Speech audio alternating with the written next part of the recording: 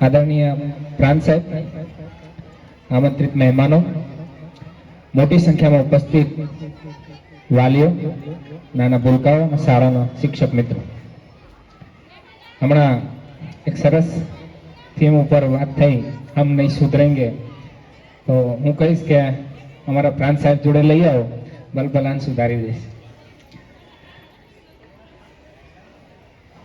પ્રાંત સાહેબને જોડે બહુ મિટિંગો ને વહીવટમાં ખૂબ અમને સહયોગ મળે છે સાહેબનો. એટલે સાહેબ અહીંયા આવ્યા છે ને અમે ઉપર હોય ને સાહેબ નીચે હોય તો મને થોડું અજુગતું લાગ્યું સાહેબ બહુ.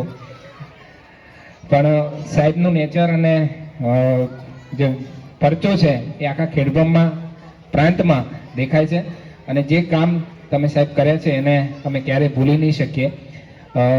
વાત આપણે ફંક્શનની છે તો ખૂબ સરસ તૈયારીઓ સાથે શિક્ષકોએ ખૂબ પ્રયત્નો કરી અને બાળકોને ખૂબ ઇનોવેટિવ અને ઇન્જોય કર્યું છે. એ બદલ શાળાના પરિવારને, સ્ટાફને ખૂબ ખૂબ શુભેચ્છાઓ છે. વાત મારે વાલીઓને બે કહેવી છે. એક તો મોબાઈલથી બાળકોને દૂર રાખવા માટે એક મોટું કામ તમારા પક્ષે છે. તો તમામ વાલીઓને ખાસ વિનંતી છે, તમે તમારા બાળક જોડે રમો. પ્રાંત સાહેબને આખા 3 તાલુકાની જવાબદારી છે, છતાંય હું સ્ટેટસમાં જોઉં છું ઘણું બધું બાળક સાથે સમય સાંજનો વિતાવે છે. તો આપણે એટલું તો કામ નહીં જ હોય કોઈને. તો તમામ વાલીઓને ખાસ વિનંતી છે, તમે તમારા બાળક જોડે 1 થી 2 કલાકનો સમય આપો, બાળક જોડે રમો.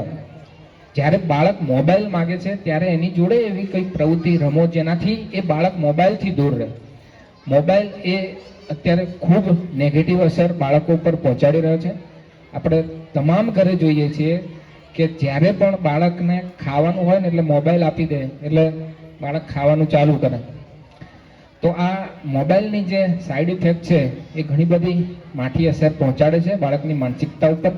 તો સર્વે વાલીઓને ખાસ વિનંતી છે, એક દરેક ઘરમાં એવો નિયમ રાખજો કે બાળકને ખવડાવતી વખતે અથવા તો રોજ એમના જોડે 1 કલાક આપણે વિતાવીએ કે જેથી એને મોબાઈલ થોડોક ઓછો યાદ આવે. થોડોક પ્રયત્ન કરજો તો એ બાળક માટે ખૂબ સારી ફ્યુચરમાં ખૂબ એને પ્રગતિ અનુકૂળ થશે. બીજું, આ શાળામાં 250 કરતાં વધારે બાળકો માત્ર નર્સરી અને KG 2માં ભણી રહ્યા છે. તો એ શાળાની સક્સેસ, શાળાનું કામ ખૂબ સારું છે. શાળાઓને જ્યારે જ્યારે કોઈ વહીવટી કામમાં ક્યાંય તકલીફ ઊભી થાય તો ચોક્કસ મને યાદ કરજો. મારાથી બનતા તમામ પ્રયત્નો હું કરીશ. એક શાળાની અંદર એક પટાવાળાને આચાર્ય બદલાયા એટલે પટાવાળાને શાળામાંથી બરતરફ કર્યા. એટલે પટાવાળાએ પૂછ્યું કે સાહેબ શું ભૂલ થઈ મારાથી? તો આચાર્ય સાહેબે એવું કીધું કે તમે ભણેલા નથી એટલે તમને આ નોકરીમાંથી કાઢી મૂકવામાં આવે છે એમ. એટલે એ સેવકભાઈ ખૂબ પસ્તાયા, કારણ કે એના ઘરનું આખું જ ગુજરાન એના થકી ચાલતું હતું. એને ખૂબ વિચાર્યું શું કરું. પછી ઘરના પરિવારોની મદદ દ્વારા એને એક સમોસા બનાવવાનો બિઝનેસ ચાલુ કર્યો. એ બિઝનેસમાં ધીમે એટલો ટેસ્ટ ખૂબ સારો આવ્યો અને એની 1 બ્રાન્ચ, 2 બ્રાન્ચ, 3 બ્રાન્ચ, ખૂબ મોટો વ્યક્તિ બની ગયો. આ સક્સેસ એ જોઈ અને એને વ્યક્તિએ પૂછ્યું કે તમે કેટલું ભણેલા છો એમ? કે હું ભણેલો નથી. તો એને કીધું કે જો તમે ભણેલા હોત તો તમારો બિઝનેસ કેટલો બધો આગળ જાત.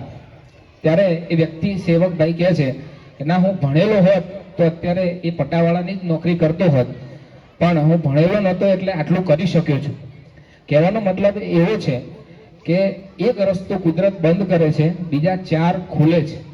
તો ક્યારેય નિરાશ ના થશો, હંમેશા સતત આગળ વધો. એક પોઝિટિવિટીથી તમે આગળ ચાલશો, નિષ્ઠા અને પ્રામાણિકતાથી કામ કરશો તો ચોક્કસ કુદરત તમને સાથ આપશે. આવી જ એક પ્રાઇવેટ શાળામાં 900 રૂપિયાની નોકરીથી મેં શરૂ કરી હતી મારી journey, Matruchhaya primary school Gojariya ખાતેથી, અને આજે તાલુકાનો વહીવટ સંભાળું છું. તો એ સક્સેસ એક પ્રામાણિકતા અને નિષ્ઠાથી કરેલા કામનું ફળ છે એવું માનું છું. તો તમામને વિનંતી છે આપણે જ્યાં છીએ ત્યાં નિષ્ઠા અને પ્રામાણિકતાથી કામ કરીએ, કુદરત આપણે સાથે છે. અમને અહીંયા બોલાવ્યા, સન્માન કર્યું. શાળા પરિવારનો ખૂબ ખૂબ આભાર. Thank you very much.